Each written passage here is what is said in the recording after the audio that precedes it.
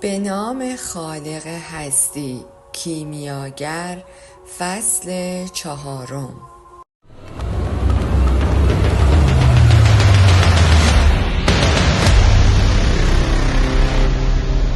چون زندگی می‌خواهد که تو افسانه شخصیت را زیستن کنی. سپس مشغول بررسی آن 6 گوسفند شد و فهمید که یکی از آنها لنگ است. جوانک توضیح داد که مهم نیست، چون او از همه باهوشتر است و به اندازه کافی پشم و گوش تولید می کند. پرسید گنج کجاست؟ گنج در مصر است، نزدیک اهرام. جوان وحشت کرد. پیرزن نیز همین را گفته بود، اما خرجی روی دستش نگذاشته بود. باید از نشانه ها پیروی کنی. خداوند راهی را که هر انسان باید بپیماید در جهان نوشته. تنها باید آنچه را که برای تو نوشته شده بخوانی. پس از آن که چیزی بگوید، پروانه‌ای بین او و پیرمرد به پرواز درآمد. به یاد پدر بزرگش افتاد. وقتی کوچک بود پدر بزرگش گفته بود پروانه ها نشانه خوش اقبالی هستند، مثل جیرجیرک ها، ملخ ها، مارمولک ها و شبدر شاهپر. پیرمرد که می توانست فکرش را بخواند گفت دقیقاً همانطور است که پدر بزرگت به تو یاد داده. اینها نشانه هستند. سپس ردایش را گشود و سینه اش را آشکار کرد. جوانک تحت تأثیر چیزی که میدید قرار گرفت و درخششی را به یاد آورد که روز قبل دیده بود. پیرمرد سینه پوش بزرگی از طلا پوشیده بود و سنگ‌های قیمتی روی آن بر سینه داشت. او به راستی یک پادشاه بود. حتما برای فرار از راهزنان اینطور لباس مبدل پوشیده بود. پیرمرد یک سنگ سفید و یک سنگ سیاه را که در وسط سینه پوش قرار داشت برداشت و گفت اسم اینها اوریوم و تیمویوم است. پاورقی.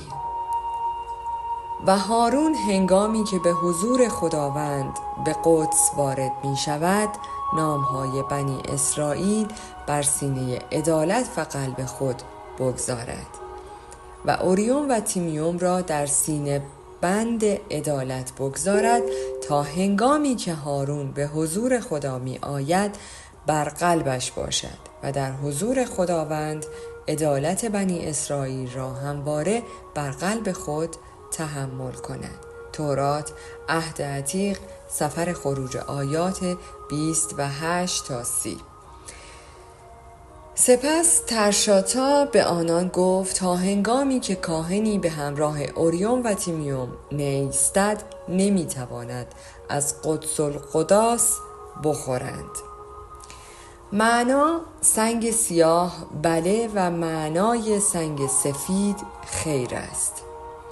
وقتی نمیتوانی نشانه ها را تشخیص بدهی و این سنگ ها کمکت میکند، همیشه پرسشی عملی مطرح کن، اما بیشتر سعی کن خودت تصمیم بگیری.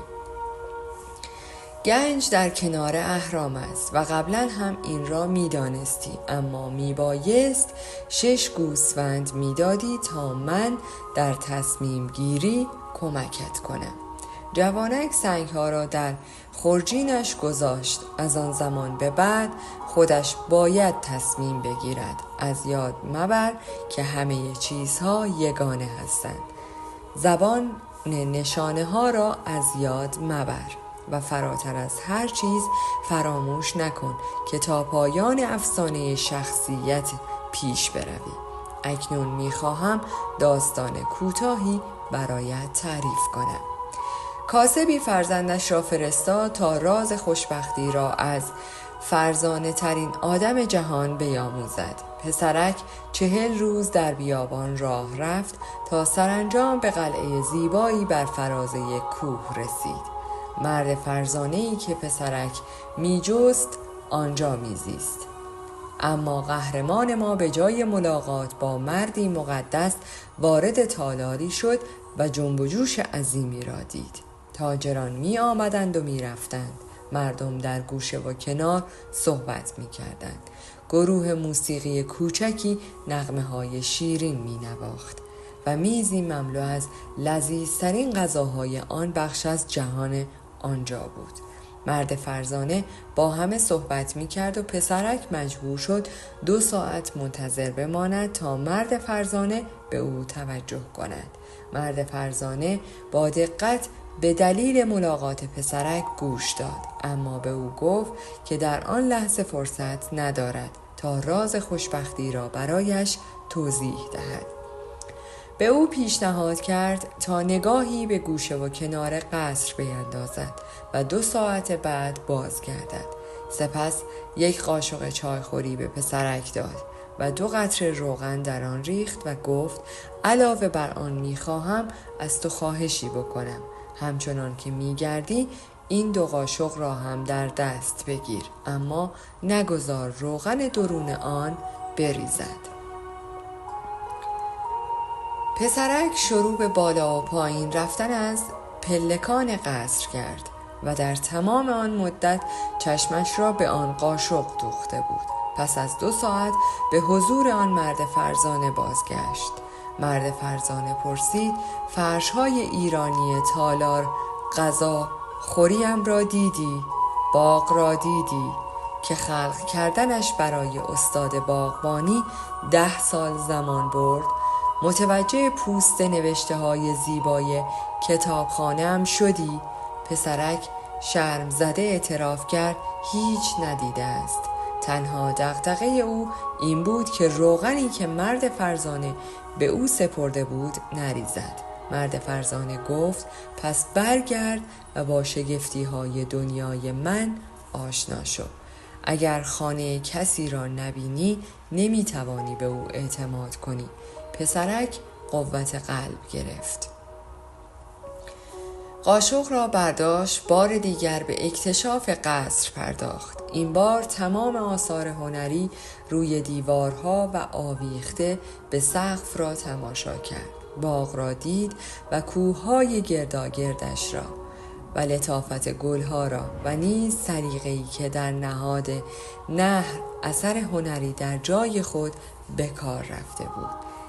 هنگامی که نزد مرد فرزانه بازگشت، هر آنچه را که دیده بود با تمام جزئیاتش تعریف کرد. مرد فرزانه پرسید اما آن 2 قطره روغن که به تو سپرده بودم کجایند؟ پسرک به قاشق داخل دستش نگریست و دریافت که روغن ریخته است. فرزانه ترین فرزانگان گفت پس این است یگانه پندی که میتوانم به تو بدهم. راز خوشبختی این است که همه شگفتی های جهان را بنگری و هرگز آن 2 قطره روغن درون قاشق را از یاد مبری. جوانک خاموش ماند. داستان پادشاه پیر را فهمیده بود. چوپان سفر را دوست دارد اما هرگز گوسفندهایش را فراموش نمی کند. پیرمرد به جوانک نگریست و با حرکات کف 2 دستش حرکات عجیبی را در بالای سر او انجام داد. سپس گوسفندها را برداشت و به راه خود ادامه داد. بر فراز شهر کوچک تاریفا دژ قدیمی هست که مورها ساخته شده‌اند و هر کس که روی دیوارهای آن بنشیند میتواند 1 میدان، 1 ذرت فروش و قطعه‌ای از خاک آفریقا را ببیند. ملکی صدق پادشاه سالیم روی دیواره دژ نشسته بود و وزش باد شرق را روی چهرهش احساس می‌کرد. گوسفندها ترسان از ارباب جدیدشان کنارش منتظر بودند و از آن همه تغییرات اضطراب داشتند. تنها که چیزی که می‌خواستند آب و غذا بود. ملکی صدق به کشتی کوچکی مینگریست که از بندر جدا میشد. دیگر هرگز آن جوانک را نمیدید، همانطور که پس از آنکه 1/10 اموال ابراهیم را گرفت دیگر هرگز او را ندید.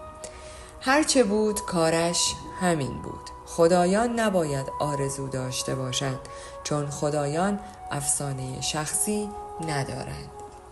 با این حال پادشاه سلیم صمیمانه برای جوان آرزوی موفقیت کرد. نامم را فراموش می کند. باید چند بار تکرارش می کردم. در این صورت هر وقت درباره من صحبت می کرد می گفت که من ملکی صدق هستم، پادشاه سلیم. سپس شرمگینانه به آسمان نگریست. بار خدایا، همانطوری که خودت گفته ای می دانم باطل است. پاورقی جامه میگوید باطل همه چیز باطل است. انسان را از تمامی مشتقش که زیر خورشید میکشد چه منفعت است؟ اما یک پادشاه پیر هم گاهی باید به خودش مغرور باشد. جوانک اندیشید. آفریقا چقدر شگفت انگیز است. در قهوه خانه ای نشسته بود، همانند تمام قهوه خانه هایی که در خیابان های تنگ شهر دیده بود. چندین نفر چپق قوقاسایی می کشیدند و آن را دست به دست می گرداندند. در آن چند ساعت کوتاه مردانی را دست به دست هم، زنانی را با چهره پوشیده و روحانیانی را دیده بود که به بالای برج‌های بلند می رفتند و شروع به خواندن می کردند و در این هنگام همه به نوبه خود زانو می زدند و سر بر خاک می گذاشتند. نزد خود گفت از رسوم کافران است. وقتی کوچک بود همواره در کلیسای دهکدهشان تمثیل یعقوب قدیس مورکش را سوار بر اسب سفید و با شمشیر برهنه‌ای در دست دیده بود که افرادی شبیه به اینها به دست و پایش افتاده بودند. جوانک بدحال بود و به شدت احساس تنهایی می کرد. این کافران نگاه بدخواهانه‌ای داشتند. فراتر از آن در شتابش برای سفر نکته‌ای را از یاد برده بود. تنها یک نکته، چیزی را که می توانست او را برای مدتها از گنجش محروم بدارد. در آن سرزمین همه عربی صحبت می کردند. قهوه چی نزدیک شد و پسرک با اشاره نشان داد که همان نوشیدنی را می‌خواهد که در میز دیگری هم سرو می‌شود که چیزی نبود جز چای تلخ. جوانک ترجیح می‌داد باده بنوشد، اما اکنون نباید خودش را نگران چنین چیزهایی می‌کرد. میبایست فقط به گنجش و به چگونگی دست یافتن به آن می‌اندیشید. با فروش گوسفندها پول زیادی به جیب زده بود و می‌دانست که پول جادو می‌کند. آدم‌ها با داشتن پول هرگز تنها نمی‌مانند. تا اندکی بعد شاید در عرض چند روز به اهرام می‌رسید. دلیل نداشت که آن پیرمرد با آن همه طلا در سینه‌اش به خاطر تصاحب 6 گوسفند دروغ بگوید. پیرمرد درباره نشانه‌ها با او صحبت کرده بود. هنگامی که از دریا عبور می‌کند به نشانه‌ها اندیشیده بود. بله، منظور پیرمرد را می‌فهمید. در مدتی که در دشت‌های اندلس بود درک کرده بود علایم مسیری را که میبایست میپیمود در زمین و آسمان بخواند. آموخته بود که دیدن پرنده‌ای ویژه نشانه حضور افعی در آن نزدیکی است و یک بته خاص نشانه وجود آب در چند کیلومتری آنجاست. گوسفندها این چیزها را به او آموخته بودند. اندیشیدند اگر خدا گوسفندها را آنقدر خوب هدایت می کند، آدمها را هم راهنمایی می کند و آرامتر شد. به نظرش رسید که تلخی چای کمتر شده بود. صدایی را شنید که به اسپانیایی می گفت تو کیستی؟ جوانک احساس راحتی شگرفی کرد. درست هنگامی که به نشانه ها می اندیشید یک نفر ظاهر شده بود. پرسید تو از کجای اسپانیایی می دانی؟ تازه وارد جوانی بود که به شیوه جوانان غربی لباس پوشیده بود، اما رنگ پوستش نشان می دهد که اهل همان شهر است. کم و بیش هم سن و سال و هم قد خودش بود. من اسپانیایی بلدم، فقط 2 ساعت با اسپانیا فاصله داریم. به حساب من چیزی سفارش بده، برای من باده بگیر، از این چای متنفرم. تازه وارد گفت در این سرزمین باده نداریم، در مذهب ما حرام است. سپس جوانک گفت که باید خودش را به اهرام برساند.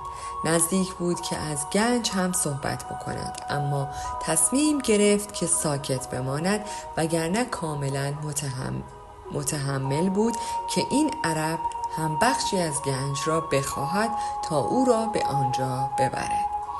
به یاد صحبت پیرمرد درباره پیشنهادها می‌افتاد. می‌خواهم اگر می‌توانی مرا به آنجا ببری. می‌توانم به عنوان راهنما به تو پول بدهم. هیچ تصوری داری که چطور باید تا آنجا رفت؟ جوانک متوجه شد که قهوه چی دارد نزدیک می‌شود و با دقت به مکالمه گوش می دهد. از حضور او احساس ناراحتی کرد، اما یک راهنما پیدا کرده بود و نمیخواست این فرصت را از دست بدهد. تازه وارد ادامه داد باید از سراسر صحرا بگذری، برای این کار به پول احتیاج داری، باید به اندازه کافی پول داشته باشی. جوانک آن پرسش را عجیب یافت، اما به پیرمرد اعتماد داشت و پیرمرد به او گفته بود که وقتی چیزی را بخواهد سراسر کیهان به نفع او همدست می شود. پول را از کیسه‌اش بیرون آورد و به تازه وارد نشان داد. قهوه چی نیز نزدیک شد و نگاه کرد. چند کلمه به عربی با هم صحبت کردند.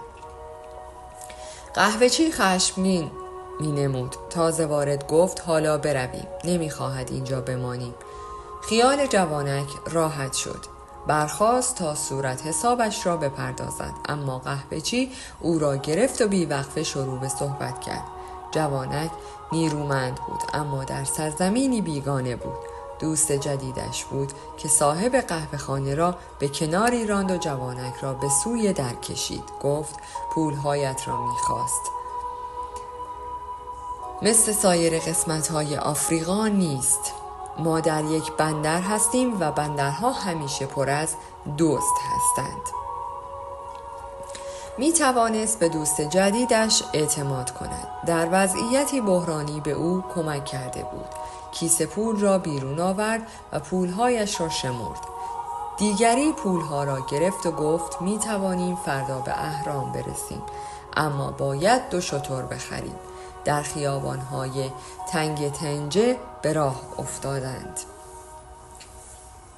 در هر گوشه دست فروش‌ها مشغول فروش کالا بودند. سرانجام به وسط میدان بزرگی رسیدند که بازار در آن به راه بود.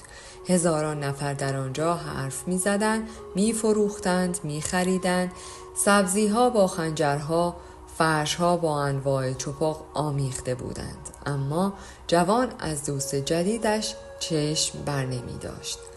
هرچه بود تمام پولش در دست او بود. فکر کرد آنها را از او پس بگیرد، اما گمان کرد بی‌ادبی است. آداب و رسوم سرزمین غربی را که در آن قدم گذاشته بود نمی‌دانست. به خود گفت کافی است او را زیر نظر داشته باشم. از او خیلی نیرومندتر بود. ناگهان در میان آن شلوغی چشمش به زیباترین شمشیری افتاد که در آن زمان دیده بود. نیامش از نقره بود، دستش سیاه و پوشیده از جواهرات بود. جوانک به خود قول داد که پس از بازگشتن از مصر آن شمشیر را بخرد.